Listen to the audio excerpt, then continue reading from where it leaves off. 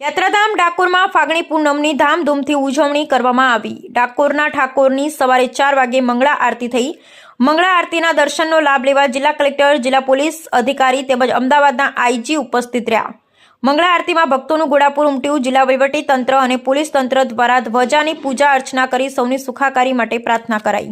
પૂનમનો જે મહોત્સવ ડાકોર ખાતે ચાલી રહ્યો છે એમાં લાખોની સંખ્યામાં શ્રદ્ધાળુઓ દર્શન કરવા આવી રહ્યા છે અને જો સમગ્ર પોલીસ બંદોબસ્તની વાત કરીએ તો જિલ્લા વહીવટી તંત્રના સંકલનમાં રહી અને પોલીસ તંત્રનો જે ટોટલ બંદોબસ્ત છે એમાં 1 એસપી, 13 ડીવાયએસપી, 31 પીઆઈ, 106 પીએસઆઈ એમ ટોટલ 1984 અને એ સિવાય મહેમદાબાદ અને મહુધાના જો પોલીસ સ્ટાફ ગણીએ તો ટોટલ 2500 જેટલો પોલીસ બંદોબસ્ત રાખવામાં આવેલો છે। અમારી પ્રાથમિકતા એ છે કે લાખોની સંખ્યામાં શ્રદ્ધાળુઓ જે પદયાત્રીઓ આવે છે, દૂર દૂરથી ચાલીને આવે છે એમના પરિવાર સાથે, તો એ લોકો સુરક્ષિત રીતે રહી શાંતિથી ભગવાનના દર્શન કરી અને પોતાના ઘરે પરત સરળતાથી એમને ટ્રાન્સપોર્ટેશન મળી રહે અને સરળતાથી એ ઘરે પહોંચી જાય એ પ્રકારની એમને શાંતિથી દર્શન થઈ શકે એ પ્રકારની તમામ વ્યવસ્થાઓ રાખવામાં આવેલી છે।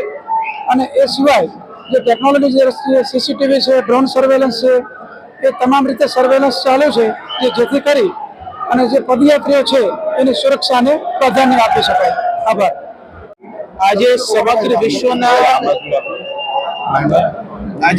વિશ્વના વૈષ્ણવ ભાવિકોને ખૂબ શુભેચ્છા પાઠવું છું કે ફાગણી પૂનમના નિમિત્તે આ ખેડા જિલ્લાનું સૌભાગ્યશાળી છે કે આપણે રણછોડ રાયની ભૂમિમાં આપણા મંદિર છે અને આશરે 20 લાખ જેવા ભાવિકો ગયા 3 વર્ષમાં દર્શન કરીને ગયા છે અને જિલ્લા પોલીસ તંત્રની ખૂબ તકેદારી અને ચીવટભરી કામગીરીથી આ સમગ્ર કામગીરી સંપન્ન થઈ રહી છે।